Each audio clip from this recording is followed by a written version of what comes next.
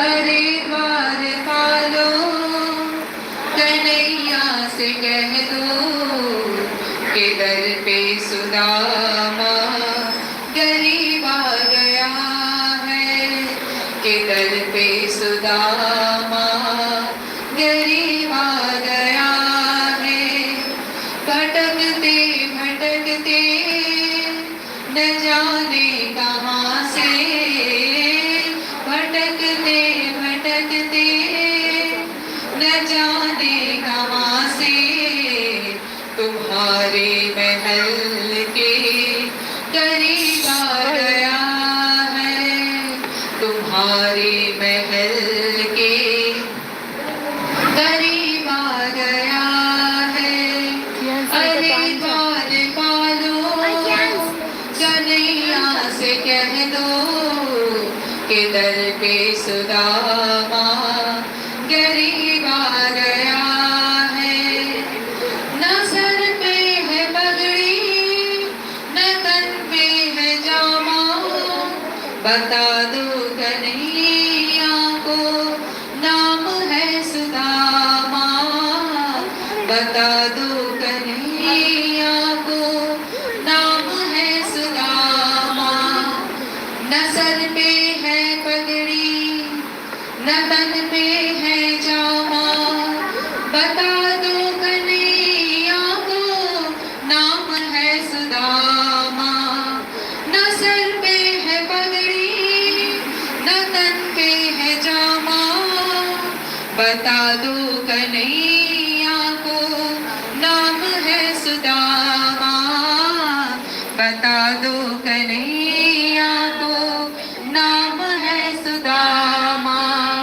एक बार मोहन से जा कर के कह दो, एक बार मोहन से जा कर के कह दो कि मिलने सखा बद नसीब आ गया है, कि मिलने सखा बद नसीब आ गया है।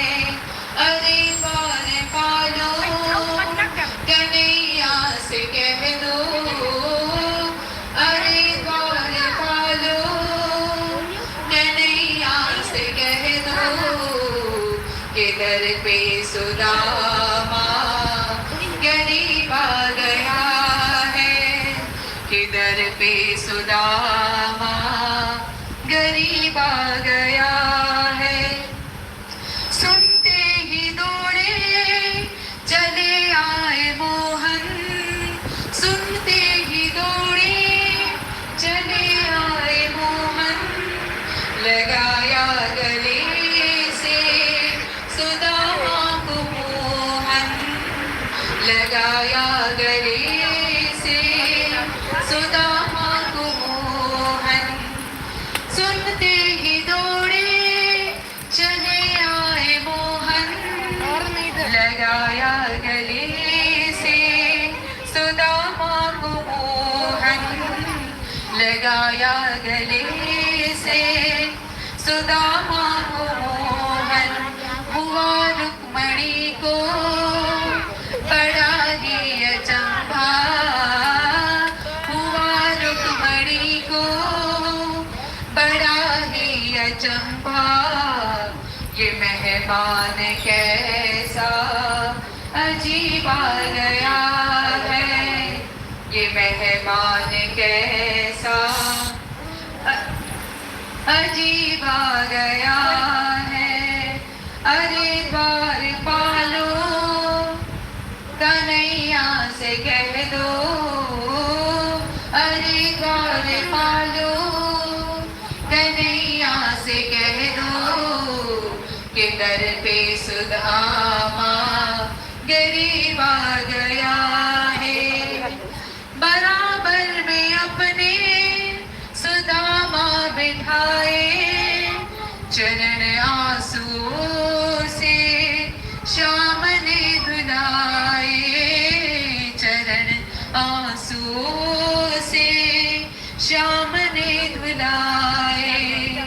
बराबर में अपने सुदामा बैठाए चरण आंसुओं से श्याम ने धुलाए बराबर में अपने सुदामा बैठाए चरण आंसुओं से श्याम ने धुलाए चरण आंसुओं से श्याम ने धुलाए न घबराओ प्यारे जरा तुम सुदामा न घबराओ प्यारे जरा तुम सुदामा खुशी का समा तेरे करीब आ गया है खुशी का समा तेरे करीब आ गया है न घबराओ प्यारे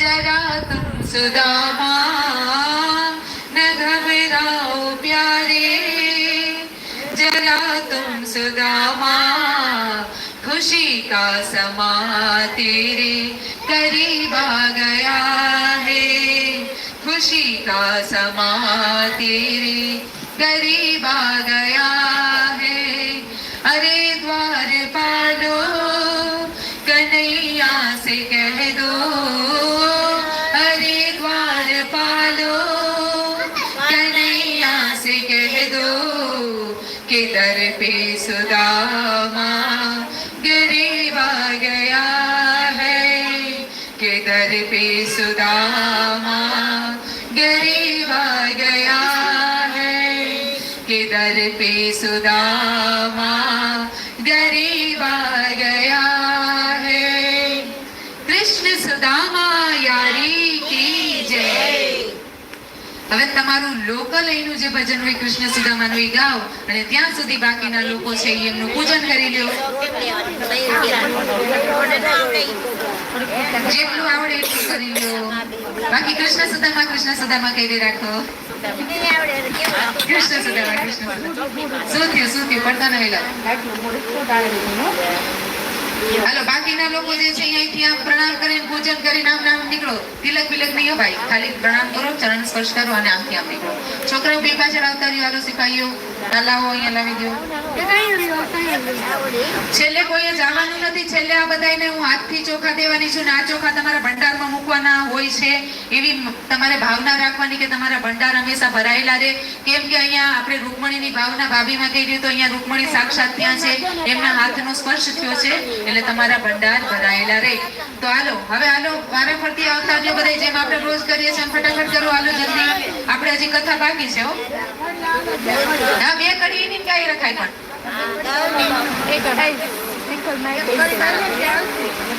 તમે તમારે ભાભી તમે આમ પ્રણામ કરીને આમ નીકળી જાવ સૌથી પહેલા તમારું હાલો માસી આવતા રે વાલી માસી આવતા રે વધી જાવ નહીં તો ગાતા રે આપણે આગળ તો વધુ બધાય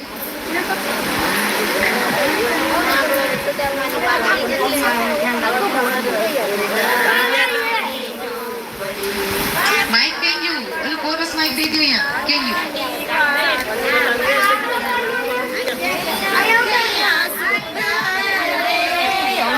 જેટલું આવડે ને એની રિપીટ કરીને રાખો પછી છેલ્લે હો ભાઈ તમે છોકરા થોડીક વાર આગળ વહી જાવ તો સુદામાજી દુઆરે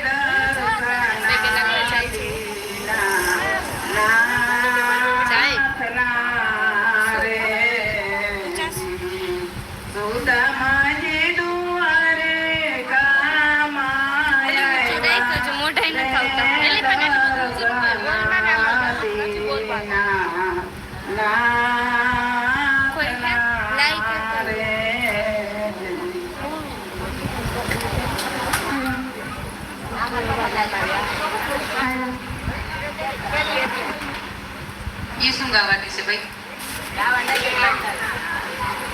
હા? અરે પણ આ બધા પૂજન કરે ત્યાં સુધી તો ગાઓ, પણ ગમે એ તો ગાઓ. બીજા ગાઈ લ્યો, કૃષ્ણ સુદામાના ન હોય તો એમને ગાઈ લ્યો. મેં કીધું આ હોળી મેં કહું કેમ થાવ ગાઓ ગાઓ હાલો હાલો. ખાલી કોઈ પણ સંકીર્તન નામ સંકીર્તન ગાઓ.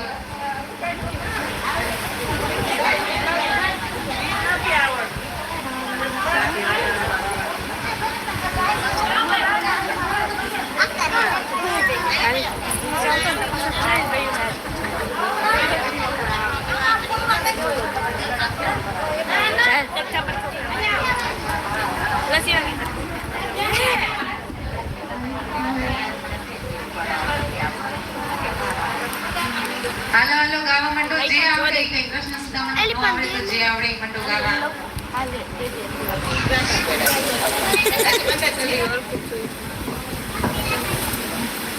વિડીયો લેવો પડશે ને પેલી મારે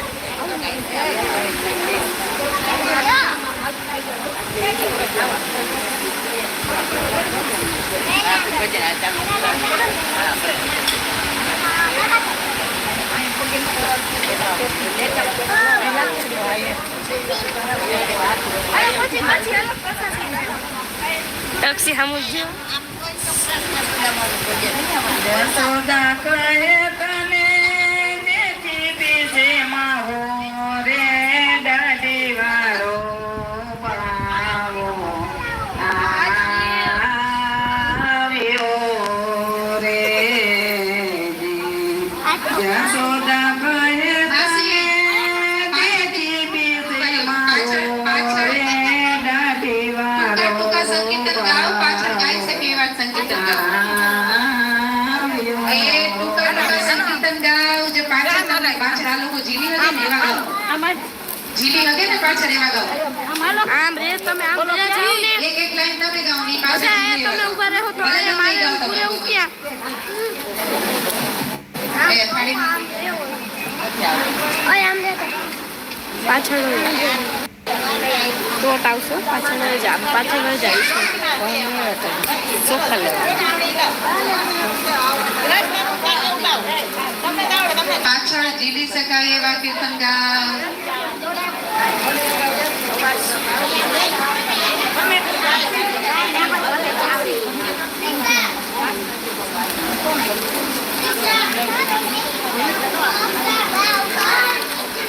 તમારે કેમાં એમાં સારા ખોટા આવશે તો દેજો.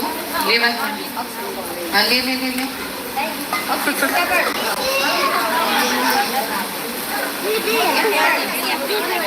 સિમ્પલ કેમેરાથી પાડજો, કોઈ એડિટિંગ પછી કરજો જે કરવું એ.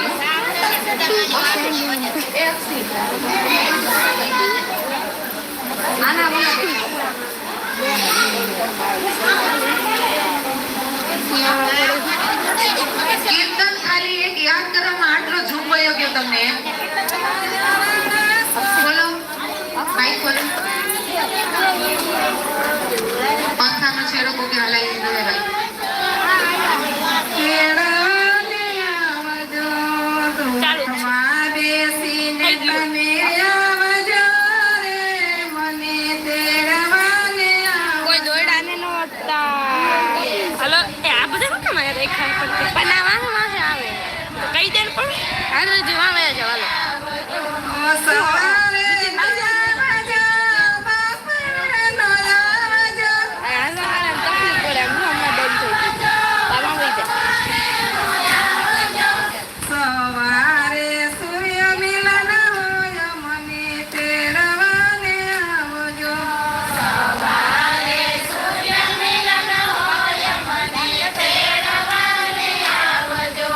દ્વારકાના રાયણા છોડ મને તેડવાને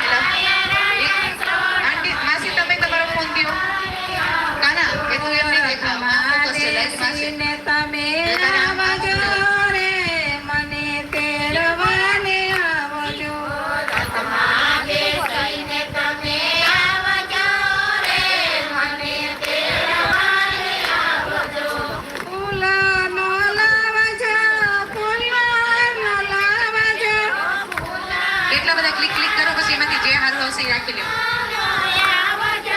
તુલસીની માળા લઈને આવજો રે. હવે કાનૂ અને સુદામા મને આશીર્વાદ દેશે. કાનૂ અને સુદામા મને આશીર્વાદ દેશે.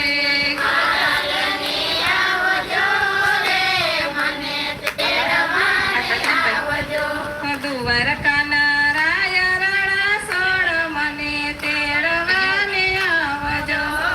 આવી ગયું?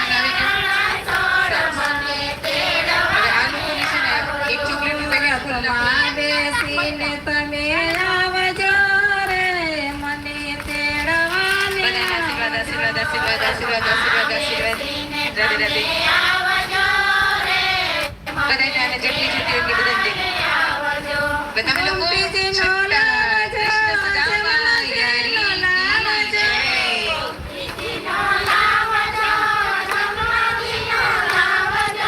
ગંગા જળ લઈને વેલા આવજો રે મને તેડવાને આવજો.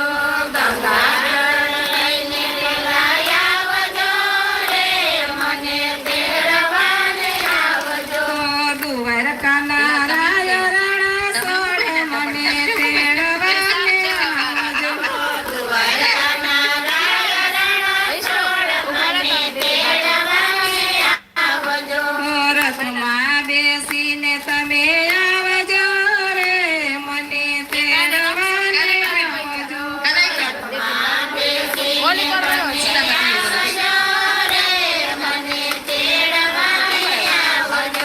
હાથીડાનો લાવજો, ઘોડીલાનો લાવજો.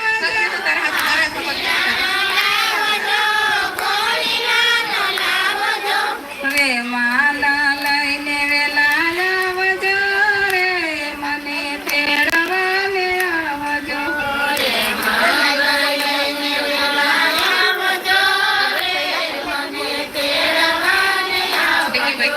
દ્વારકાના રાય રાણા સોળ મને તેડવાને આવજો.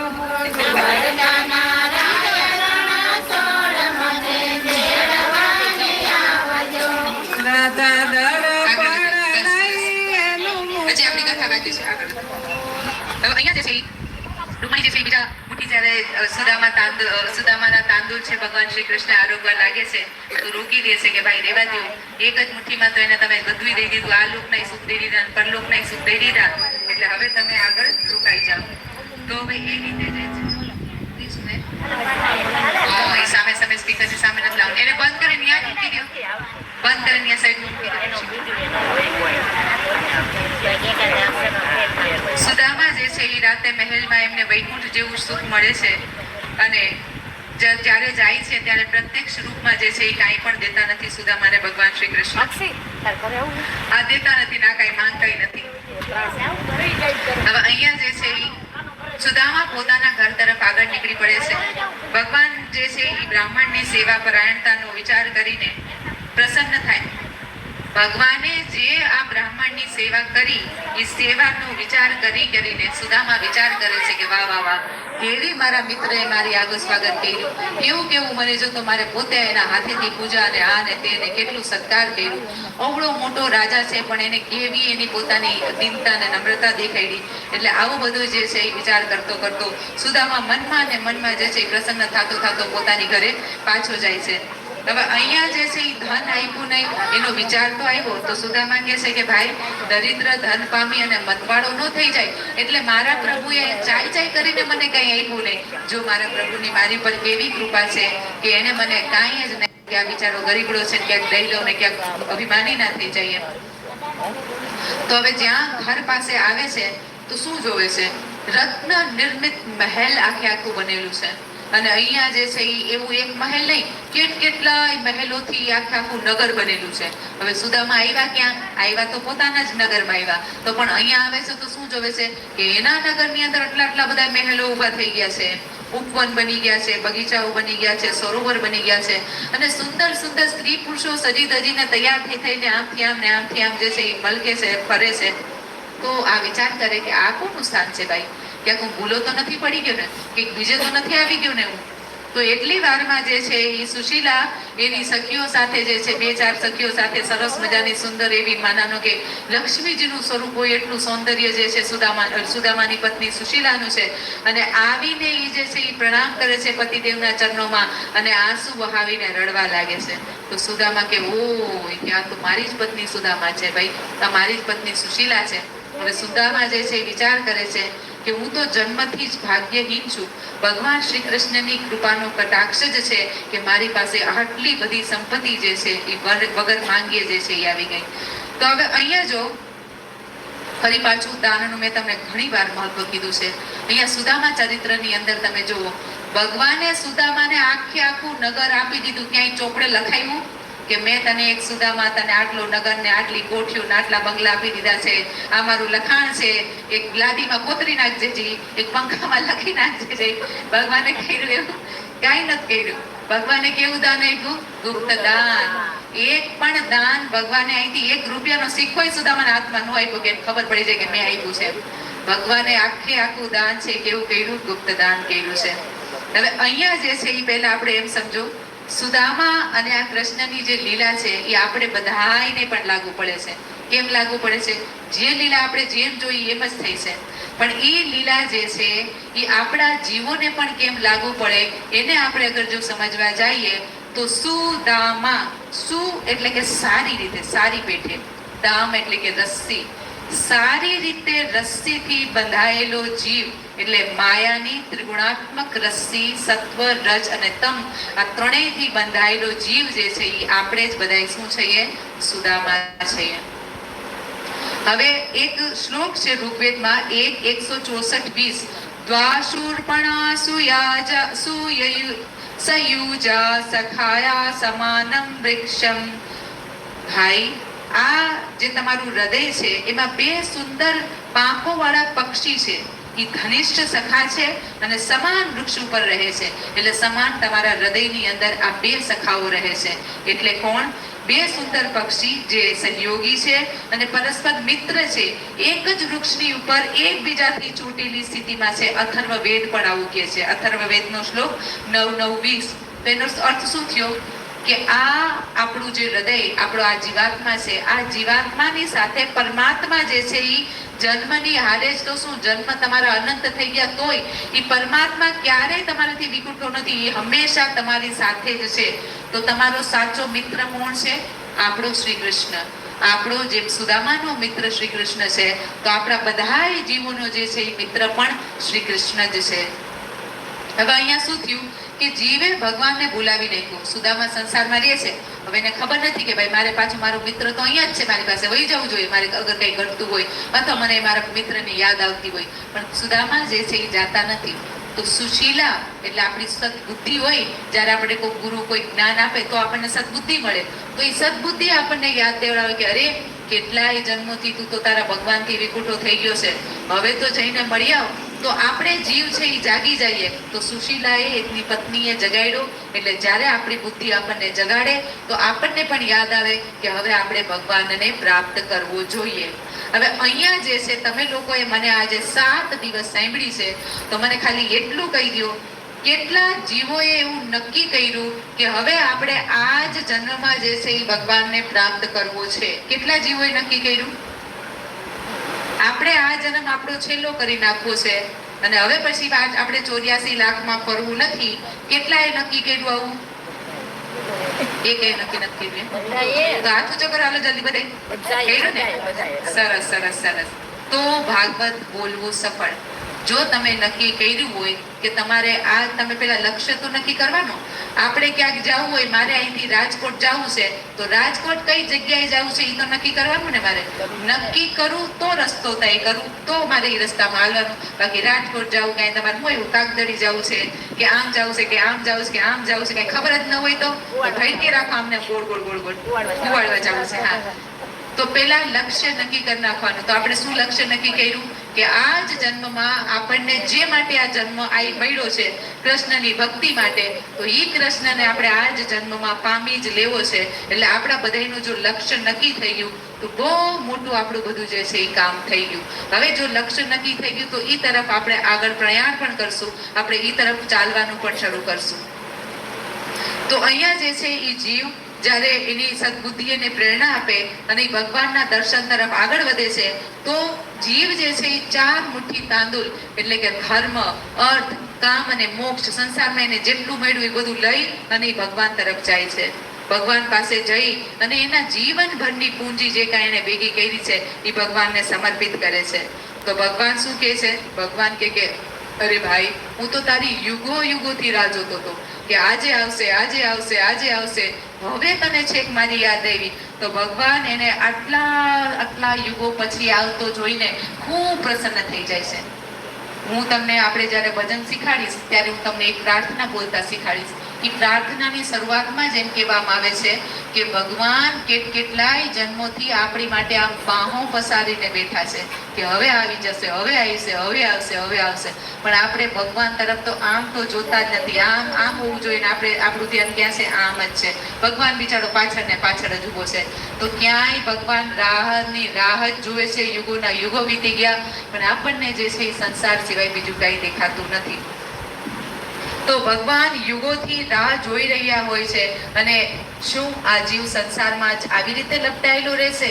શું હવે પાછો આવવાનો છે કે નથી આવતો?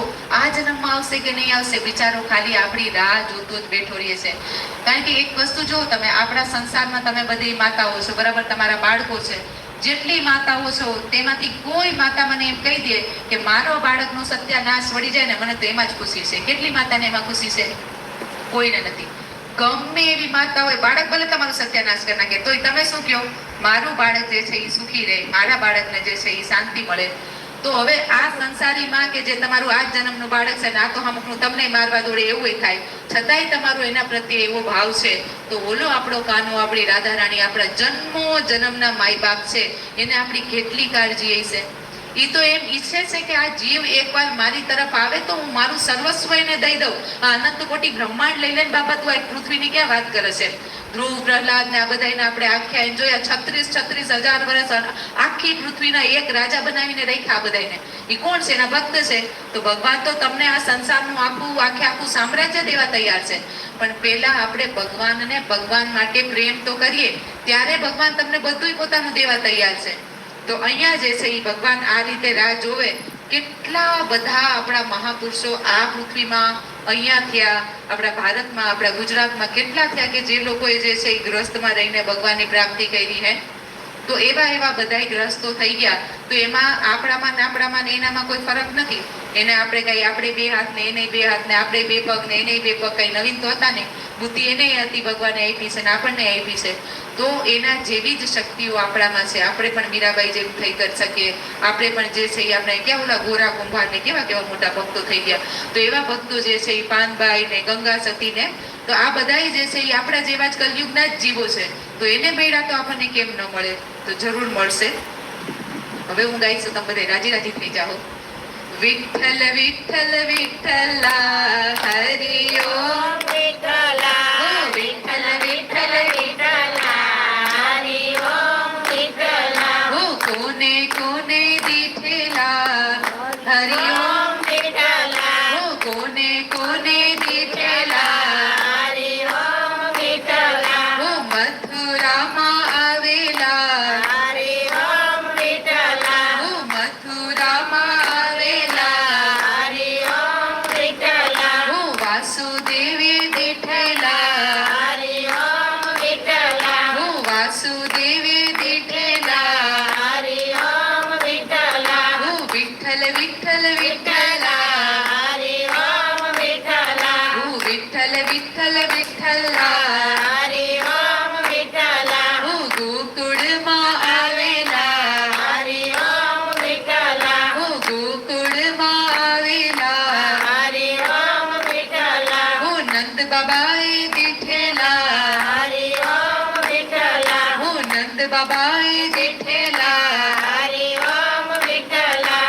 વિઠ્ઠલ વિઠ્ઠલ વિઠ્ઠલા હરિ ઓમ વિઠ્ઠલા, વિઠ્ઠલ વિઠ્ઠલ વિઠ્ઠલા હરિ ઓમ વિઠ્ઠલા. કોને કોને દીઠેલા હરિ ઓમ વિઠ્ઠલા, કોને કોને દીઠેલા હરિ ઓમ વિઠ્ઠલા. જૂનાગઢમાં આવેલા હરિ ઓમ વિઠ્ઠલા, જૂનાગઢ મહેતાએ દીઠેલા હરિ ઓમ વિઠ્ઠલા હો નરસિંહ મહેતાએ દીઠેલા હરિ ઓમ વિઠ્ઠલા હો વિઠ્ઠલ વિઠ્ઠલ વિઠ્ઠલા હરિ ઓમ વિઠ્ઠલા હો વિઠ્ઠલ વિઠ્ઠલ વિઠ્ઠલા હરિ ઓમ વિઠ્ઠલા હો મેવાડમાં આવેલા હરિ ઓમ વિઠ્ઠલા હો મેવાડમાં આવેલા હરિ ઓમ વિઠ્ઠલા હો મીરાબાઈએ દીઠેલા હરિ ઓમ વિઠ્ઠલા હો મીરાબાઈએ દીઠેલા હરિ ઓમ વિઠ્ઠલા હો વિઠ્ઠલ વિઠ્ઠલ વિઠ્ઠલા હરિ ઓમ વિઠ્ઠલા હો વિઠ્ઠલ વિઠ્ઠલ વિઠ્ઠલા હરિ ઓમ વિઠ્ઠલા હો વીરપુરમાં આવેલા હરિ ઓમ વિઠ્ઠલા હો વીરપુરમાં આવેલા હરિ ઓમ વિઠ્ઠલા હો જલારામે દીઠેલા હરિ ઓમ વિઠ્ઠલા હો જલારામે દીઠેલા હરિ ઓમ વિઠ્ઠલા હો વિઠ્ઠલ વિઠ્ઠલ વિઠ્ઠલા હરિ ઓમ વિઠ્ઠલા હો વિઠ્ઠલ વિઠ્ઠલ વિઠ્ઠલા હરિ ઓમ વિઠ્ઠલા કોને કોને દીઠેલા હરિ ઓમ વિઠ્ઠલા હો કોને કોને દીઠેલા હરિ ઓમ વિઠ્ઠલા ભાગવતમાં આવેલા હરિ ઓમ વિઠ્ઠલા કોને કોને દીઠેલા હરિ ઓમ હવે વિઠ્ઠલા અમે બધા દીઠેલા છે આશા બને વિઠ્ઠલા હરિ ઓમ વિઠ્ઠલા વિઠ્ઠલ વિઠ્ઠલ વિઠ્ઠલા હરિ ઓમ વિઠ્ઠલા વિઠ્ઠલ વિઠ્ઠલ વિઠ્ઠલા હરિ ઓમ વિઠ્ઠલા ઓ વિઠ્ઠલ વિઠ્ઠલ વિઠ્ઠલા હરિ ઓમ વિઠ્ઠલા ઓ વિઠ્ઠલ વિઠ્ઠલ વિઠ્ઠલા હરિ ઓમ વિઠ્ઠલા ઓ વિઠ્ઠલ વિઠ્ઠલ વિઠ્ઠલા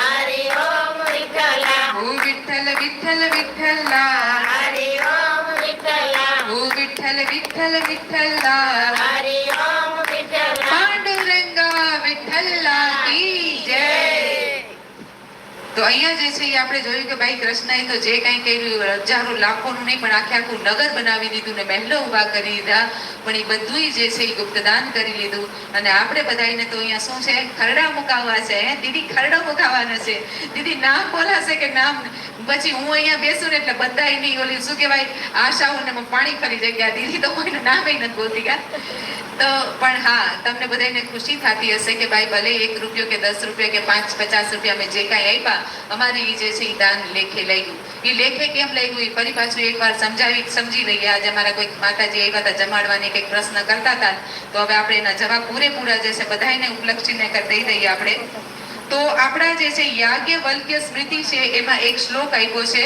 દાનમ દયા દાનમ દમો દયા શાંતિ સર્વેશામ ધર્મ સાધનમ દાન અંતઃકરણનો સંયમ દયા અને ક્ષમા આ બધા જ જે છે એ સામાન્ય ધર્મના સાધન છે એટલે આટલી બધી વસ્તુ બધાએ કરવી જોઈએ એટલે કે દયા જે છે એ બધાએ કરવી જોઈએ આપણી ઇન્દ્રિયો પર સંયમ બધાએ કરવો જોઈએ દાન બધાએ કરવું જોઈએ અને કોઈને આપણા પ્રત્યે કોઈ ગલતી થઈ ગઈ હોય તો એને ક્ષમા પણ આપણે બધાએ કરવું જોઈએ તો આ સાધારણ મનુષ્યનો ધર્મ આને કહેવાય એટલે આવું બધું આટલી વસ્તુ તો બધામાં હોવી જોઈએ હવે દાનનું નિધાન જે છે આ જે વિધાન બન્યું છે એ નિર્ધન વ્યક્તિઓ માટે નથી જેની પાસે મુશ્કેલથી આ લોકો મજૂર હોય સવારથી સાંજ કરીને એ પોતાનું કમાઈ કરીને જે મજૂરીથી પૈસા એકઠા કરતા હોય તો એનું 1% 2% માન આવતું હોય તો આ જે છે એને કહેવાય નિર્ધન તો આવા નિર્ધનો માટે આવા નિર્ધન દરિદ્ર લોકો માટે દાનનો ભગવાને કોઈ વિધાન નથી કર્યો અહીંયા જે છે એ ન્યાયોર્પજિત વિત્તસ્ય દશમો શેન ધીમતઃ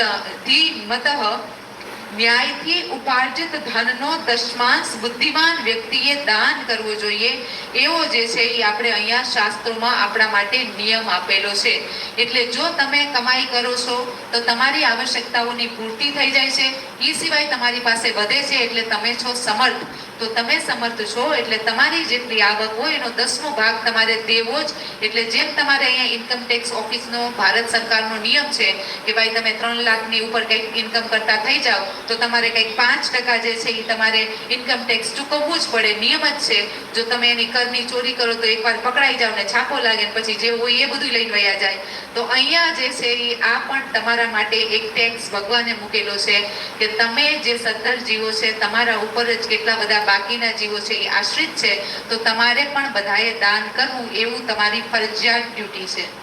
તમે જે આ જન્મમાં તમે જે દાન કરો છો એ તમારા જ ખાતામાં તમારા આગલા જન્મ માટેનું એ બેલેન્સ છે.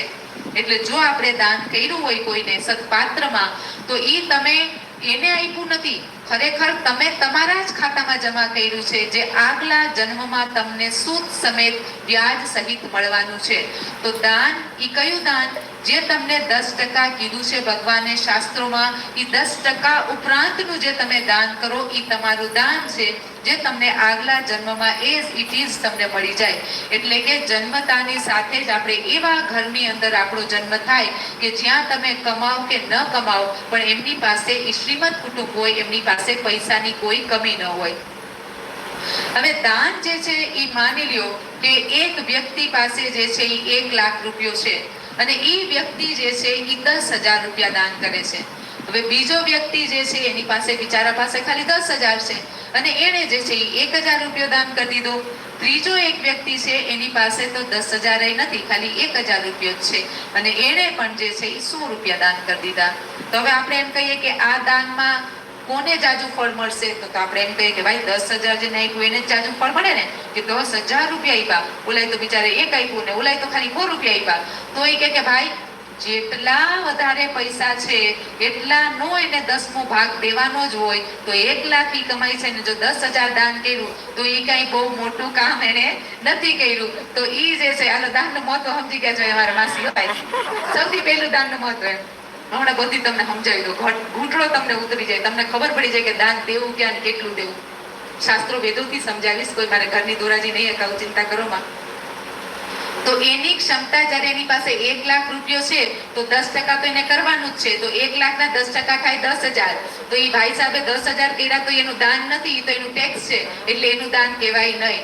જેની પાસે 10,000 છે એને કર્યો 1,000, તો 10,000 નો પણ 1,000 જે છે એ ટેક્સ જ છે, તો એને દાન કર્યું નથી. એ જેનો જે ભગવાને કીધો એ નિયમનું જ એને પાલન કર્યું છે. જેની પાસે 1,000 છે એને 100 રૂપિયા કર્યું, તો 1,000 ના પણ 10% 100 રૂપિયા થાય, તો એને પણ જે છે એ ખાલી નિયમનું જ પાલન કર્યું છે. ભલે સંખ્યા આપણને નાની મોટી દેખાઈ ગઈ હોય, પણ એની ક્ષમતા કેટલી છે એ મહત્વનું છે. ભગવાન ક્ષમતા જોશે. હવે ત્રણેય પોતાની આવકનો 10મો ભાગ જ આપ્યો છે, એટલે સરવાળે ત્રણેયમાંથી કોઈ દાન નથી કર્યું. ત્રણેય ઉત્તમ પાત્રને દાન. ઉત્તમ પાત્ર કોને કહેવાય? કે જે તપસ્વી છે, વેદ અને શાસ્ત્રને જાણનારો છે અને શાસ્ત્રમાં જણાવેલા માર્ગ અનુસાર એનું પોતાનું પણ જીવન છે. આવું જે પાત્ર છે એ દાનનું ઉત્તમ પાત્ર છે. તો મોટા ભાગે આવું હોતું નથી. અમારા જેવા કથાવ્યાસ અહીંયા આવીને તમને મોટી મોટી વાત થઈ જાય અને ઘરમાં જઈને જોઈ આવો તો 10 વાગે ઉઠતા હોય ને પછી એના ઠાકોરજીની સેવા પૂજાનું કઈ ઠેકાણું ન હોય. મેં કેટલા કથાવ્યાસ, કારણ કે અમે તો ત્યાં જઈએ ને એટલે હાડા ત્યાં કથામાં જાય તો બહુ એટલું હોય ને, જાગતા હોય ને અહીંયા બધું સરસ મજાનું કરી લે. એક કથાવ્યાસ તો એવું કે કથામાં જાય તો એ 9 વાગે જ ઉઠે. એની કથા જે છે એ ભલે ગમે એટલા વાગે શરૂ થવાની હોય, એ એની કથામાં 10-9 વાગે જ ઉઠે, જ્યાં ગયો હોય ત્યાં. તો આવો એક કથાવ્યાસ એવો છે કે એ જાય તો એની ભેગી એક લેડીઝને ભેગી રાખે. એ કોણ છે? તો કે એ કથાવ્યાસ છે. ક્યાં રહે? તો બે એક જ રૂમમાં રહે. તો આવા બધા જે છે એ કાંડ મોટા મોટા કથાવ્યાસોના પણ હોય છે. તો આ બધા બાપાઓ કુપાત્ર કહેવાય, આ બધા પાત્ર નથી. પાત્ર એને કહેવાય કે જે પોતે પણ તપસ્વી, અહીંયા લખ્યું તપસ્વી અને વેદ શાસ્ત્રનું એને જ્ઞાને છે. ખાલી જ્ઞાન જ નથી, એના જીવનમાં પણ એ હોય. તો આવા જે છે એને સુપાત્ર કહેવાય. તો હું એમ જોવા જઈશ તો આવું પાત્ર તમને, મને તો નથી લાગતું કે કોઈ દેખાતું હોય એવું, બરાબર છે? તો આવું પાત્ર બહુ ઓછા હોય છે. આગળ જે છે એ કીધું છે દાતવ્યમિતિ યાદાનમ દિયતે અનુપકારિણીમ. તો આ જે છે એ ગીતાનું 17 ને 20, એટલે મેં કીધું એ પહેલાય મેં તે દિવસે સમજાવ્યું કે દાન દેવું મારું કર્તવ્ય છે. ભગવાને મને એવો આદેશ દીધો છે, મારું કર્તવ્ય છે, મારે કરવું જોઈએ. અને એવું વિચારીને જે સારા પાત્રને, સાત્વિક પાત્રને જે દાન દે છે એને જે છે એ કેવું દાન કહેવામાં આવે છે? સારું દાન કહેવામાં આવે છે, સાત્વિક દાન કહેવામાં આવે છે.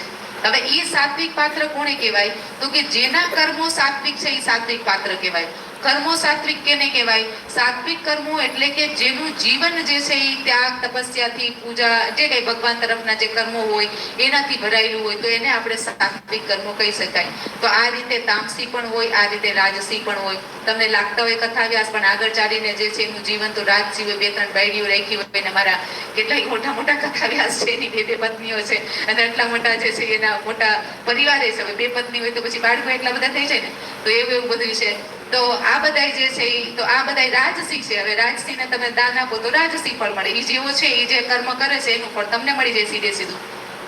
તામસી કે જેને છે એ દારૂ એ પીવી છે, જુગારે રમવો છે, ચોરી એ કરવી છે, લૂંટફાટ એ કરવી છે, અહીંયા સાધુ બનીને તમારી પાસે આવી જાય, વ્યાસપીઠમાં બેસી જાય, બોલી જાય, પણ પાછળથી શું શું કરતો હોય. તો આ બધા જે છે એ તામસી દાન છે. એવા વ્યક્તિને જો દાન આપો, એટલું ધ્યાન રાખજો, જે પાત્રમાં તમે દાન આપશો ઈ પાત્રના જેવા કર્મો હશે, ઈ કર્મોમાં તમે જેટલું દાન આપ્યું હશે એટલું ફળ તમને મફતમાં મળી જાય. જો તમે સારા પાત્રને દો તો સારા કર્મોમાં ફળ મળશે, અને જો ઈ ખરાબ કર્મ કરતું હોય, તમને ન ખબર હોય તોય પણ એના ખરાબ કર્મમાં તમને એનો દંડ ભોગવવો પડશે. તમે એમ પેલા આ તો એક તો દાન દેવું, પૈસા દેવા, અને પાછો દંડ અમારે ભોગવવાનું. તો ભગવાન કે હા ભોગવવાનું. શું કામ? કારણ કે તમને શાસ્ત્ર વેદોમાં જ્ઞાન આપ્યું છે, તમે કાં લેતા નથી? કેમ નથી સમજતા? તમે આંખો બંધ કરીને શું કામે તમે દાન દો છો? તો પછી હવે તમે ભોગવો. એટલે અહીંયા આપણને માનવની બુદ્ધિ એવી આપવામાં આવી કે ઈ બુદ્ધિના પ્રયોગથી માનવ જે છે એ પોતાના આ જીવનનો ઉદ્ધાર કરી અને જન્મના ફેરામાંથી મુક્ત થઈ શકે. એવી બધી ભગવાને તમને બુદ્ધિ આપી હોય તો એક આપણી આત્માના કલ્યાણ માટે આપણે થોડોક વિચાર ન કરવો? અમારા મહારાજજી કે તમારી આ જન્મની એક દીકરી હોય, એને તમારે પરણાવી હોય, પેલા છોકરાવાળાની હાથ પેઢી જોઈ નાખો તમે, કે તો તમે આટલી બધી મહેનત કરી નાખતા હોય તો તમારે આત્માને પણ ભગવાન સુધી પહોંચાડવી છે, અને અહીંયા તમારા અનંત જન્મોના ફેરા ખતમ કરવાના છે. તો ઈ આત્માના કલ્યાણમાં તમારે બુદ્ધિનો ઉપયોગ નહીં કરવાનો. એટલે ઈ બધું જે છે એ આપણા માથે જ આવે. આપણે એનો પ્રયોગ કરવો જ રહ્યો. ન કરશું અને આપણે એમને મરી જશું તો જેવા કર્યા છે એ આપણા સિવાય બીજા કોઈને ભોગવવાના થતા નથી. એ આપણે જ ભોગવવાનું છે. અહીંયા જે છે કઈ ઘણા કોઈ પ્રશ્નો મને એવા જ કરતા હોય કે ભાઈ અમે દાન કરીએ ને અમારા પતિદેવ દાન કરે ને અમને મફતમાં એમાં ફળ મળી જાય કે નહીં, આવું બધું જે છે. તો એમાં એવું સાંભળ્યું તો છે કે ભાઈ આ તમારા પતિ પત્નીનો સંબંધ એવો હોય કે ભાઈ તમે ધર્મના કાર્ય જે કરતા હો તો તમને બેયને અડધો ભાગ સીધે સીધો મળી જાય. તો મને એમ છે કે એમાં એવો નિયમ છે, પતિ જો કોઈ ધાર્મિક કાર્ય કરશે તો પત્નીને ફોકટનું એનો અડધો ભાગ મળી જશે. પણ જો પત્ની કંઈક કરશે તો મને એમ છે કે એવું કંઈક મેં અહીંયા કે એવું વાંચ્યું નથી કે પતિને ફોકટનું મળી જશે. પતિ એની જ કમાણી કરવી પડશે. એટલે અહીંયા જેટલા પતિ હોય નથી સાંભળ્યું તો આ પત્નીઓએ સાંભળી લીધું ને એને ખોટે ખોટું અડધું ફળ મળી ગયું એવું જીરી કઈ નથી. એ લોકોને એની જ મહેનત કરવી પડશે તો જ ફળ મળશે. અને આ લોકો જે દાન દે છે એને જ ફળ મળવાનું છે, આમાં પતિદેવોને કઈ ફળ મળવાનું નથી. તો અહીંયા જો પતિદેવને ફળ લેવું હોય તો પછી અહીંયા સાંભળવું પડે અને અહીંયા આવીને એને દાને કરવું પડે. તો આવું જે છે એ આપણા શાસ્ત્રો વેદોમાં. અચ્છા, બીજું લખ્યું છે, કુપાત્રે દાનાત ચ ભવેત દરિદ્રો દરિદ્ર્ય દિશેણ કીર્તિ. અરે ભાઈ ઉડી છે બધે. દરીણે દારિદ્ર્ય દોષેણ કરોતી પાપમ. જે લોકો કુપાત્રને દાન કરે છે એ પેલા માન લો કે જેને એને બિચારે માન પોતાની એક આજીવિકામાંથી પૈસો બચાવીને ભેગો કરીને દાન કર્યું હોય અને ઈ દાન જે છે જેને દીધું ઈ જે છે ભલે આમ સાધુના વેશમાં છે પણ એ કંઈક બીજું જ નીકળે છે. તો પછી હવે એને તો ખબર નથી, પણ નથી ખબર એટલે હવે એને ભોગવવું પડે. તો ઈ જે કુપાત્રને જેને દાન આપી દીધું તો આગલા જન્મમાં એને દરિદ્ર બનવું પડે, ગરીબ બનવું પડે. એ ગરીબ બને તો હવે એની પાસે પૈસા નથી દાન દેવાના, એનો ઘર ચલાવવાના એના પૈસા નથી. પછી ગરીબ શું કરે તો કે ગરીબ જે છે બિચારો ઊંડા અવડા રસ્તામાંથી પૈસા કમાવાની કોશિશ કરે, ચોરી ચકારી કરે કે ગમે તે લાંચ રૂશ્વત લે, તો એનાથી એને પાપ બને તો વળી પાછી નરકમાં જવાની તૈયારી થાય. તો એક ખાલી દાન અગર સુપાત્રને ખાલી ન દીધું તો આટલું બધું આપણે ભોગવવું પડે અને આ ચક્રમાં જ આપણે ફસાઈ જાય. ગરીબ વળી પાછા પાપ, વળી પાછા નરક, વળી પાછા ગરીબ, વળી પાછા પાપ, વળી પાછા નરક. તો આ ચક્ર જે છે એ હંમેશા એમને એમ ચાલ્યા જ કરે. કારણ કે એની પાસે કોઈ દી પૈસો આવે તો દાન કરે ને, પૈસો આવે દાન કરે તો આગલા જન્મમાં દાન મળે ને. તો આ ચક્રમાંથી પછી ક્યારેય નીકળી ન શકે. તો આપણા વેદમાં કીધું છે કે જમણા હાથથી તમે દાન કરો તો તમારા ડાબા હાથને પણ ખબર ન પડવી જોઈએ એવી રીતે દાન કરવાનું હોય છે. અને ભગવાનના નિમિત્તે જે દાન કરવામાં આવે છે એને સર્વોચ્ચ દાન કહેવામાં આવે છે. અને ગલત પાત્રમાં દાન ન કરવું એનું ખાસ ધ્યાન રાખવાનું હોય છે. પોતાની પ્રતિષ્ઠા માટે દાન કરવું એટલે કે ભાઈ મેં આજે જે છે દીદીને અહીંયા 501 રૂપિયા આપ્યા અને મારું નામ આખા ગામવાળાને ખબર પડવી જોઈએ, બેડી ગામને, કે મેં 501 રૂપિયા આપ્યા, તો આ જે છે એ શું થયું, પ્રતિષ્ઠાને કારણે તમે એ પૈસા દીધા કહેવાય. તો અહીંયા તમને દાનનું કોઈ ફળ મળતું નથી, ત્યાં ખાલી પ્રતિષ્ઠા થઈ ગઈ ને વાત થઈ પૂરી. તો આવું જે દાન જે છે એને કઈ દાન ન કહેવાય. અદત્ત દાનાત ચ ભવેત દરિદ્રી, જે નથી દેતા એ આગલા જન્મમાં જે છે એ દરિદ્રી બને છે. આ પાછું આ શ્લોકમાં લખ્યું છે. શ્રી મહારાજી કહે છે કે બ્રહ્મા પાસે દાનવ, અસુર અને આ જે રાક્ષસ, દાનવ અને દેવતા આ ત્રણેય ગયા ને કહે છે કે બ્રહ્માજીને કે તમે અમને ઉપદેશ આપો.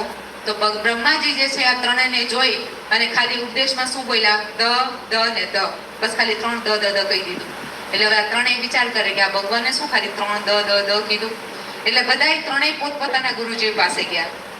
દેવતા લોકો પોતાના ગુરુજી પાસે જઈને કીધું કે બ્રહ્માજી અમને ઉપદેશ આપ્યો તો એમના જે ગુરુ બૃહસ્પતિજી છે એને શું કીધું કે ભાઈ જો તમે લોકો આ દેવતાઓ છો અને આ સ્વર્ગની અંદર તમને એટલા બધા સુખ ને ભોગ મળે છે ને, એટલે તમે એનામાં પોતાની જાતને ભૂલી ગયા છો. તમારે ક્યાં જવું છે ને ક્યાં આવ્યા છો કાંઈ તમને ભાન નથી. એટલે તમે તમારી ઇન્દ્રિયોનું દમન કરો. એટલે તમારા માટે ઉપદેશ છે દમન.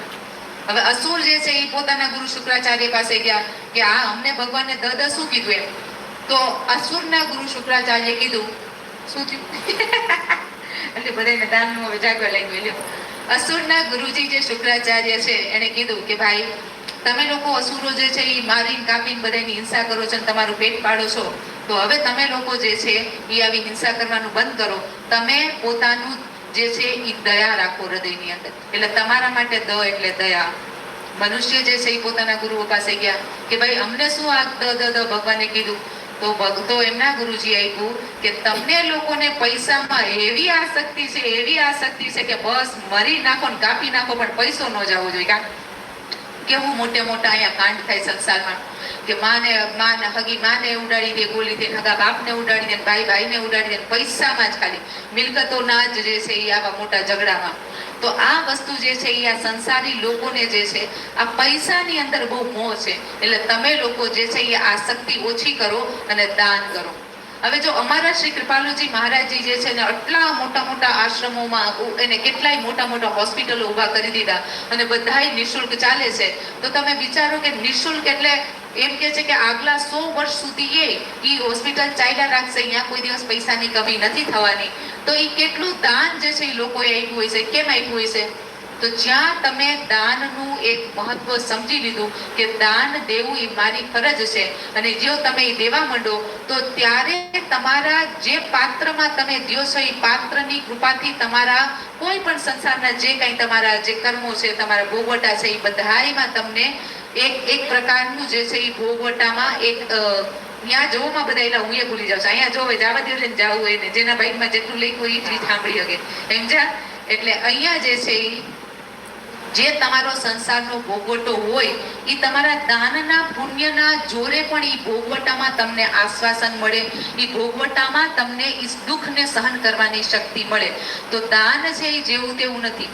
દાન તમે જે પાત્રને કર્યું એ પાત્રના કર્મ અનુસાર તમને એટલા પુણ્ય ફળે મળે કે માની લો કે આજે તમારી મૃત્યુ જ લખાયેલી છે, પણ જો દાન સત પાત્રને દીધું હોય અને એની કૃપાનું બળ તમારી સાથે હોય. મેં જોયું છે અમારા મહારાજજીના જીવનમાં એટલાય સાધકોના જીવનમાં જોયું છે કે મોતના મોંમાંથી પણ જે છે એ મહારાજજીએ બચાવેલા છે.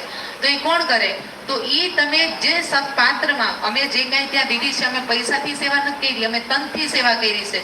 અત્યારે પણ હું જે તમને પીરસું છું એના જ આપેલા જ્ઞાનનું જે છે એ હું તમને અહીંયા પીરસું છું. તો આ સેવાઓ અમારી કેવી સેવાઓ છે? તો આ સેવાઓ તનની સેવાઓ છે.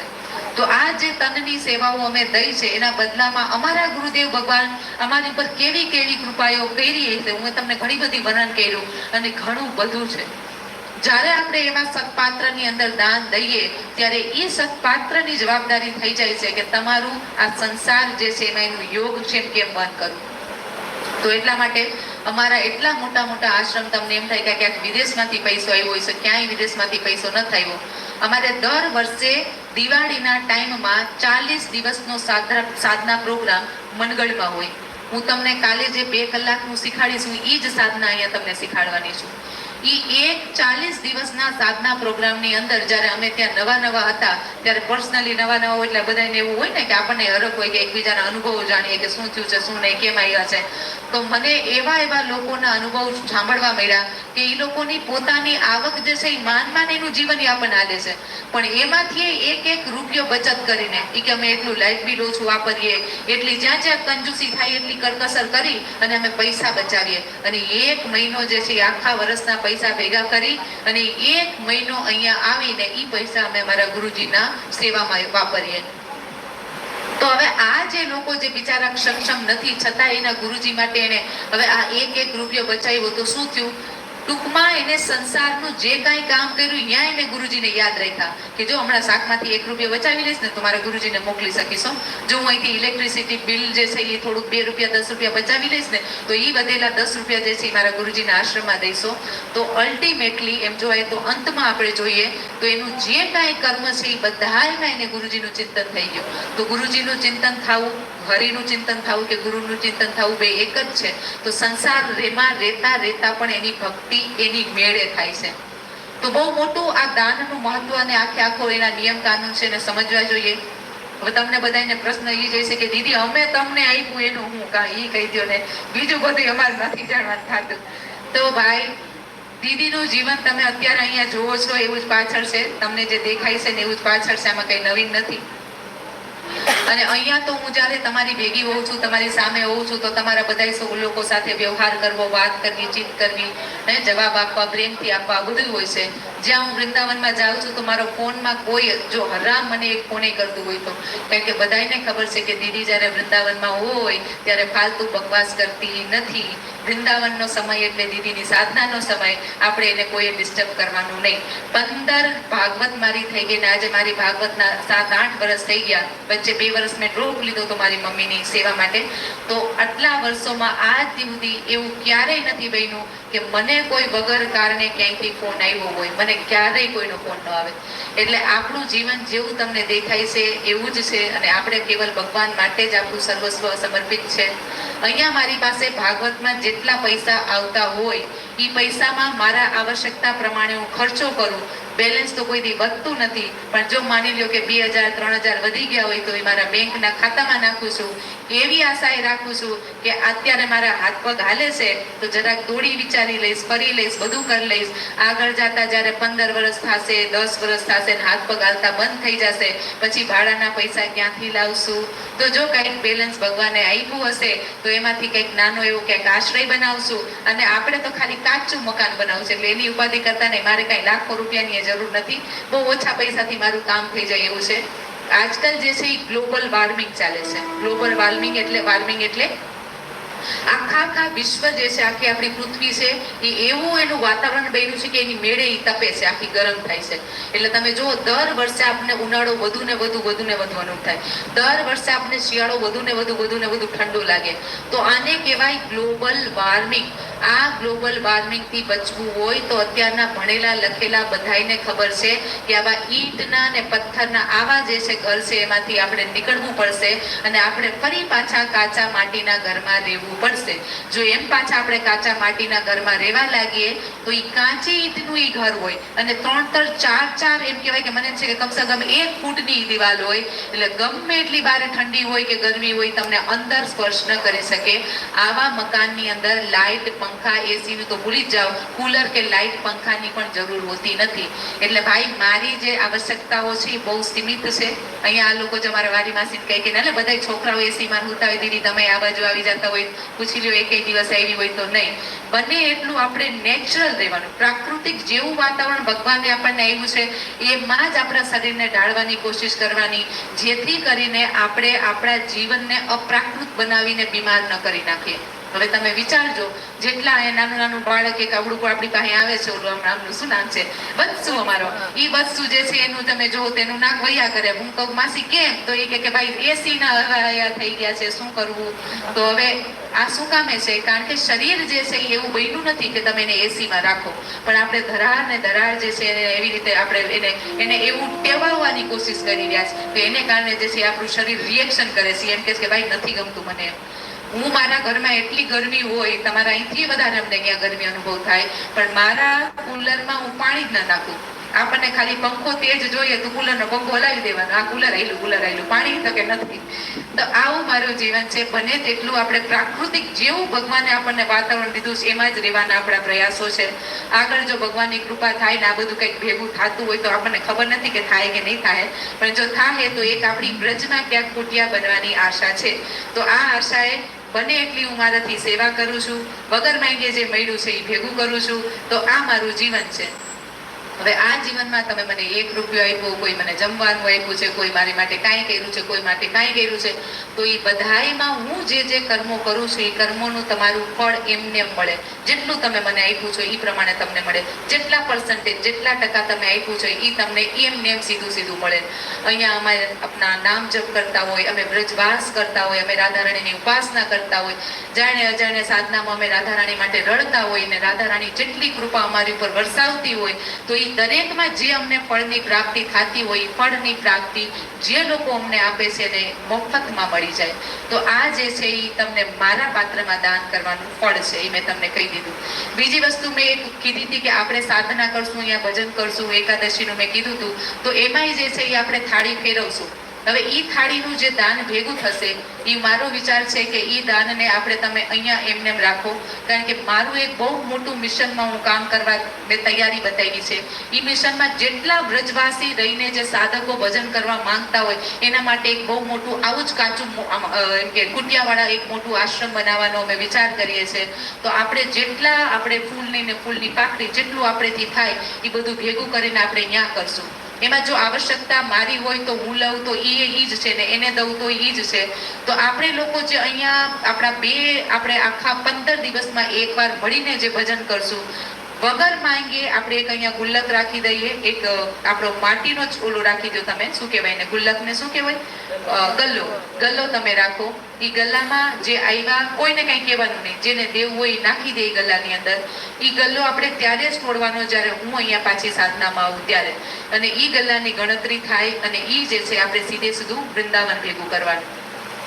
તો આવું આપણે કરશું એવો મારો વિચાર છે. પછી તમારા મંતવ્યો લેશું એ આપણે કાલની તારીખમાં લેશું.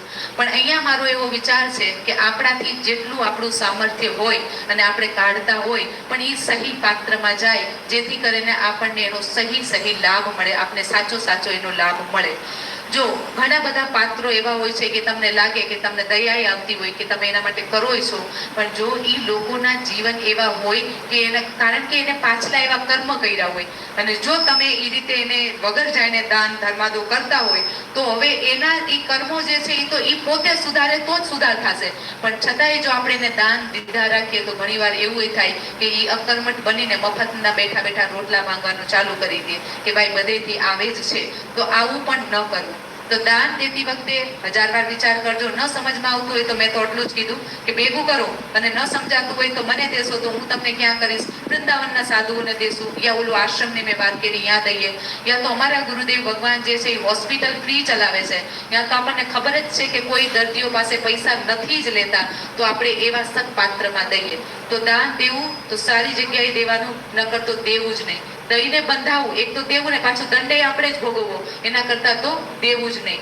તો આવું મારું માનવું છે. તો એ શાસ્ત્ર વેદોના આધારે કહેવાનું છે. પ્રકટ ચારી પદ ધર્મ કે કલી મહ એક પ્રધાન येन केन विधि दीनहु दान किने कल्याण. તુલસીદાસજી કહે છે કે ધર્મના 4 પદ છે, સત્ય, દયા, તપ અને દાન. આમાંથી કલીમાં દાન રૂપી ચરણ જ પ્રધાન છે. તો કોઈ પણ પ્રકારે તમે દાન દો તો તમારું કલ્યાણ જ થાય છે. તો અહીંયા જે છે એ 4 પ્રકારના એક દાનનું પણ વર્ણન છે. નિત્ય દાન છે, નૈમિતિક દાન છે, કામ્ય દાન છે, વિમલ દાન છે અને સુપાત્રને દાન છે. તો અહીંયા પણ આ બધા દાનનો ખાલી એટલો જ અર્થ કહીશ કે જે દાન તમે કંઈક માંગવાની, કંઈક પામવાની ઈચ્છાથી ન કરો કે દીદીને આપ દાન આપું છું તો ભાઈ અમારા ઘરમાં સુખ શાંતિ થઈ જાય, દીદીને દાન આપું છું તો અમારા ઘરમાં પુત્રની પ્રાપ્તિ થઈ જાય, એવી કોઈ કામના નહીં. દીદીને હું આ દાન આપું છું તો રાધા રાણીની મારી ઉપર કૃપા થાય, મારો ભક્તિનો રસ્તો આગળ ખુલ્લો થાય. તો આવી ભાવના સાથે તમે દાન કરો તો એ દાન જે છે સૌથી ઉત્તમ દાન કહેવાય કે અહીંયા તમે એકદમ નિષ્કામતાથી દાન કર્યું. એક જ કામના કે ભગવાન રાધા રાણીની સેવા મળે, શ્રી કૃષ્ણની સેવા આપણને આ જ જન્મમાં મળે. તો આ છે એ સૌથી ઉત્તમ દાન છે. હવે આપણે ભાગવતની વિરામ તરફ આગળ વધીએ.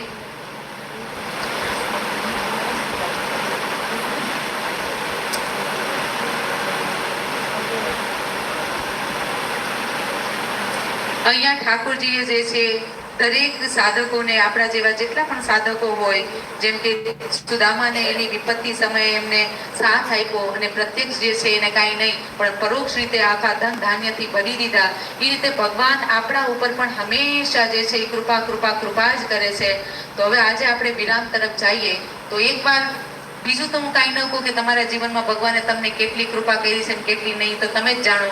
પણ એટલું તો આપણે એકદમ પ્રત્યક્ષ આપણે બધા જાણીએ છીએ કે આ 7 દિવસ આપણને અહીંયા બેસાડીને જે ભગવાને આપ્યું છે તો એ તો આપણા ઉપર હળાહળ કૃપા જ છે. તો ભગવાનની એ કૃપાને આપણે મનાવતા એક સરસ મજાનું ભજન તમને આવડશે જ. હે કરુણા કરનારા, તારી કરુણાનો કોઈ પાર નથી. હે કરુણા માઈક લ્યો. કરનારા, તારી કરુણાનો કોઈ પાર નથી. હે સંકટના હરનારા, તારી કરુણાનો કોઈ પાર નથી. પંખાની સામે જે કોઈ સંકટના હરનારા, તારી કરુણાનો કોઈ પાર. ભગવાનનું રૂપ ધ્યાન કરવાનું. અહીંયા સિંહાસનમાં, વિશાળ સિંહાસનમાં આપણા પ્રિયાલાલ બેઠા છે ને આપણે એને સંભળાવીએ છીએ. મેં પાપ કર્યા છે એવા, હું ભૂલ્યો તારી સેવા. મેં પાપ કર્યા છે એવા, હું ભૂલ્યો તારી સેવા. મેં પાપ કર્યા છે એવા, હું ભૂલ્યો તારી સેવા. મેં પાપ કર્યા છે એવા, હું ભૂલ્યો તારી સેવા. મારી ભૂલો ના ભૂલનારા, તારી કરુણાનો કોઈ પાર નથી. મારી ભૂલો કરનારા, મારી કરુણાનો કોઈ પાર નથી. મારી ભૂલો ના ભૂલનારા, તારી કરુણાનો કોઈ પાર નથી. મારી ભૂલો કરનારા, તારી કરુણાનો કોઈ પાર નથી. હું અંતરમાં થઈ રાજી, ખેલ્યો છો આવડી બાજી. અંતરમાં થઈ રાજી, ખેલ્યો આવડી બાજી. મને એમ થઈ ગયું કે આ સંસાર જ સર્વસ્વ છે ને આ સંસારનું મને સુખ મળી ગયું છે એટલે હવે મારે કાંઈ નથી જોતું. એટલે આમ વિચારીને મેં તો અવળીબાજી ખેલી નાખી. હું અંતરમાં થઈ રાજી, ખેલ્યો છું અવળી બાજી.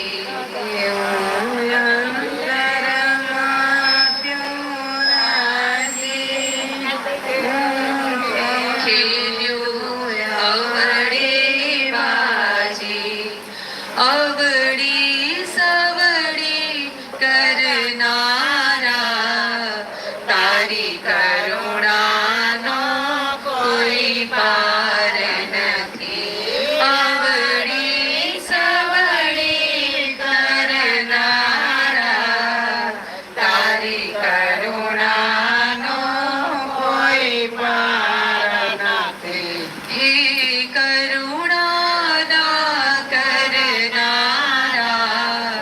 તારી કરુણાનો કોઈ પાર નથી.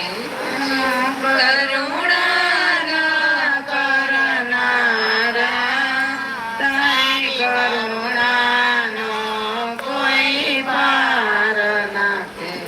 હે પરમ કૃપાળુ વાલા, મેં પીધા વિષના પ્યાલા.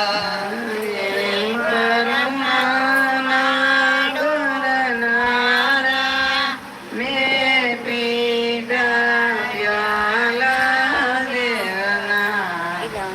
હે પરમ કૃપાળુ પ્યારા, મેં જાણીને કે આ સંસારનો જે વિષયો જે છે, એનો આનંદ છે, એનું સુખ જે છે, એ વિષદ છે, એ જાણવા છતાં પણ મેં એ વિષય સુખ પીધા કર્યું છે. વિષને અમૃત કરનારા, તારી કરુણાનો કોઈ પાર નથી. વિષને અમૃત કરનારા, તારી કરુણાનો કોઈ પાર નથી. કદી છોરું કછોરું થાય, પરમાવતર કહેવાય. કદી છોરું કછોરું થાય, પરમાવતર કહેવાય. મીઠી છાયા દેનારા, તારી કરુણાનો કોઈ પાર નથી. બીજી છાયા દેનારા, તારી કરુણાનો કોઈ પાર નથી. તમે આ એક જન્મ બગાડો કે બીજા આગલા 10 જન્મ બગાડી નાખો, તમે જેટલા જન્મ બગાડી નાખ્યા છે, આજ સુધી ભગવાનને એવા હૃદયથી યાદ નથી કર્યા. એટલે આપણે તો બધું બગાડ્યું જ છે. છતાંય ભગવાન કે એકવાર તું મારી શરણમાં આવી જા ને, તો પાછલા તારા જેટલા કર્મો છે ને બધાને એક જ ક્ષણમાં હું માફ કરી દઉં ને બાળી દઉં.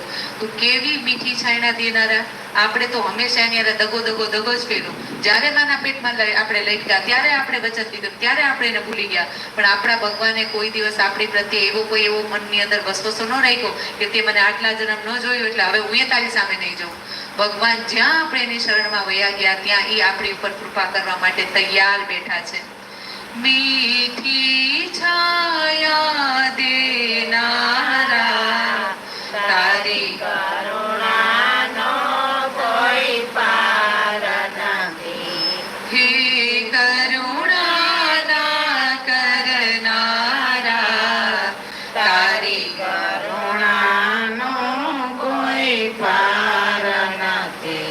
મને જડતો નથી કિનારો, મારો ક્યાંથી આવે યારો. મને જડતો નથી કિનારો, મને ક્યાંથી આવે યારો. હવે મને સંસારમાં હું એટલો ડૂબી ગયો છે કે હવે મને રસ્તો જ કઈથી મળતો નથી કે ભગવાન મારે કેમ હું જલ્દી તારી પાસે આવું. આ દીદીએ જગાડી તો દીધા કે ભગવાનને જ પામવું એ આપણો લક્ષ્ય છે ને એટલા માટે જ આપણને આ જીવન મળ્યું છે. પણ હવે તો આટલું જીવન મેં સંસારમાં વિતાવી નાખ્યું, હવે આમાંથી ભગવાન મારે કેમ નીકળવું એનો મને ક્યાંય આરો નથી દેખાતો. મને જડતું નથી કિનારો, મારું ક્યાંથી આવે આરો. મને જડતો નથી કિનારો, મને ક્યાંથી આવે આરો. મારી નાવના ખેવણહારા, તારી કરુણાનો કોઈ પાર નથી. મારી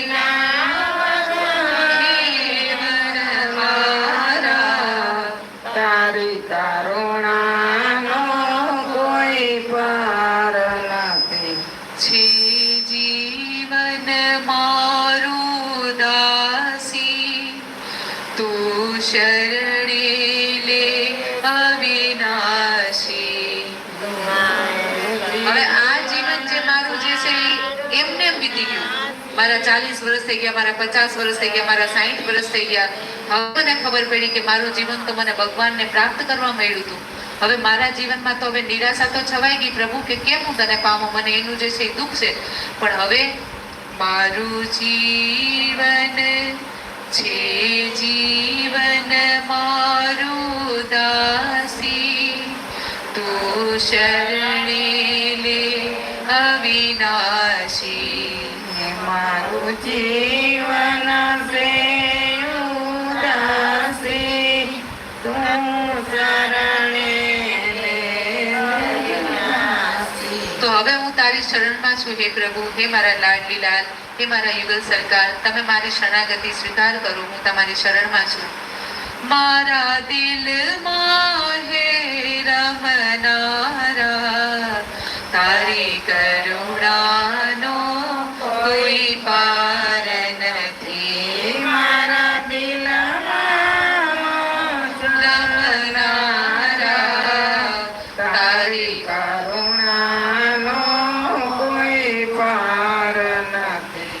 હે કરુણાના કરનારા, તારી કરુણાનો કોઈ પાર નથી. તું કરુણાના કરનારા, તારી કરુણાનો કોઈ પાર નથી. તો આપણા રાધાલાલ, આપણા પ્રિય લાલ, આપણી રાધા રાણી એટલા જ કરુણાનિધિ છે, એટલા જ કરુણાશીલ છે. જો તમે એના શરણમાં જાઓ તો એ ગમે ત્યારે તમારો સ્વીકાર કરવા તૈયાર છે.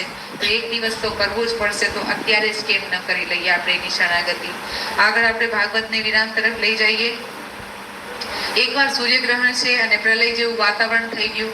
કુરુક્ષેત્રમાં જે છે એ બધા યદુવંશીઓ, નંદ, ગોપી, ધૃતરાષ્ટ્ર, દુર્યોધન, ભીષ્મ, આ બધા લોકો જે છે એ ભેગા થાય છે. હવે અહીંયા જે છે ભગવાન ગોપીઓને એકાંતમાં મળે છે અને અધ્યાત્મનું જ્ઞાન જે છે એમને આપે છે. અને ગોપીઓ જે છે એ જ જ્ઞાનનું સ્મરણ કરીને અને પોતાના જીવનનો એ જે છે ત્યાં ટૂંકાવે છે.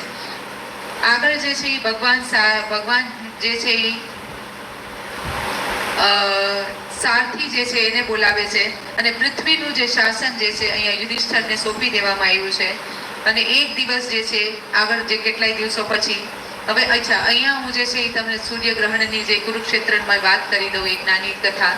તો કુરુક્ષેત્ર જે છે ત્યાં બધાય રાધા રાણી પણ આવે છે, બધી સખીઓ પણ આવે છે, બધાય આવે છે. તો આ લોકોને જે રૂકમણી અને જે દ્વારકાની જેટલી રાણીઓ છે ને એ પ્રશ્ન છે કે આ કૃષ્ણ જે છે એ હંમેશા રાધે રાધે શું કામ કર્યા રાખે છે, આ કૃષ્ણ જે છે એ હંમેશા ગોપીઓને શું કામ યાદ કર્યા રાખે છે, શું તો એનું રહસ્ય હશે, આવું બધું એમને લાગે છે. તો એકવાર જે છે એ રાધા રાણી જે છે એ ત્યાં એ કુરુક્ષેત્રમાં જ્યારે મળ્યા તો રૂકમણીજી જે છે એ રાધા રાણીને મળવા માટે જાય છે. તો એમનું જે શિબિર લાગેલું હોય, એમનું જે શું કહેવાય તમે તંબુ ને શું કહેવાય ટેન્ટ એનું હોય ને પડાવ નાખેલો હોય, તો અહીંયા જાય તો અહીંયા એ જે છે એ ગરમ ગરમ દૂધ રાધા રાણીને આપી દે છે. તો રાધા રાણી આપણી ભોળીભાળી સરકાર છે, દૂધ ગરમ છે કે ઠંડુ છે કે એનાથી કંઈ લેવા દેવા નથી, આપ્યું તો એને ગટગટાવી લીધું, પી લીધું. તો અહીંયા જે છે એ રૂકમણીજી રાત્રે શ્રી કૃષ્ણની ચરણ સેવા કરવા જાય છે. જ્યાં ચરણ સેવા કરવા જાય છે તો જોવે છે કે કૃષ્ણના પગમાં પપોલા છે. રૂકમણીજી જોઈને એકદમ પરેશાન થઈ જાય છે, દુઃખી થઈ જાય છે કે આ પગમાં ફફોલા ક્યાંથી આવ્યા? ભગવાન તમે ક્યાં ચાલી આવ્યા? ક્યાં ખુલ્લા પગે તમને કે આવી રીતે તમે તાપમાં તપી આવ્યા કે તમને આ ફફોલા થઈ ગયા? તો ભગવાન જે છે એ મુસ્કુરાવી દે છે, સ્માઇલ કરીને ભગવાન કહે છે કે ભાઈ જો આ તો તારી જ ભૂલ છે. તો એટલે કે મેં શું ભૂલ કરી? તો કે તે ઈ કે રાધા રાણીને ગરમ ગરમ દૂધ પાયું. તો કે ઓ મને તો ધ્યાન જ નથી કે ગરમ દૂધ દેવાઈ ગયું. તો ભગવાન કે રાધા રાણીના હૃદયમાં તો હંમેશા રાધા રાણી મારા ચરણનું જે છે એ ધ્યાન કરે છે. તો હંમેશા રાધા રાણીના હૃદયમાં મારા ચરણોનો વાસ છે. હવે તું જો ગરમ ગરમ દૂધ પાઈ દઈશ તો એ જે દૂધ છે એ પહેલા ક્યાં જશે? સીધું મારા ચરણોમાં. એટલા માટે જે છે આ ફફોલા થઈ ગયા. અહીંયા જે છે એ રૂકમણી વિચાર ન કરી શકી અને એકદમ એમ કે આટલો મોટો પ્રેમ કે ક્યાં તો આપણે તો શ્રી કૃષ્ણને શરીરથી પકડીએ કે આ મારા પતિદેવને આમ ને તેમ, રાધા રાણી ખાલી શ્રી કૃષ્ણના ચરણોનું જ સ્મરણ કરે છે, એવો એનો પ્રેમ છે. તો રૂકમણી જે છે એ સમજી જાય છે કે શું કામે ભગવાન જે છે એ હંમેશા રાધા રાણીનું નામ સ્મરણ કરે છે અને રાધે રાધે કરે છે. તો અહીંયા જે છે એ આગળ શાંબ જે છે એ જામવતીનો પુત્ર છે અને સ્ત્રીનો વેશ ધારણ કરીને એક બ્રાહ્મણનું અપમાન કરે છે. ભાઈ કયો આ અમે જે આમ ખોટે ખોટું કઈ કઈ કપડું બપડું પેટમાં બાંધી અને કહે છે કે ભાઈ આમાં પુત્ર થશે કે પુત્રી થશે એમ કયો. એટલે ઓલા તો બ્રાહ્મણ છે એને ખબર છે, સંત છે. તો એ કે અહીંયા તમે અમારું જે છે એ અપમાન કરો છો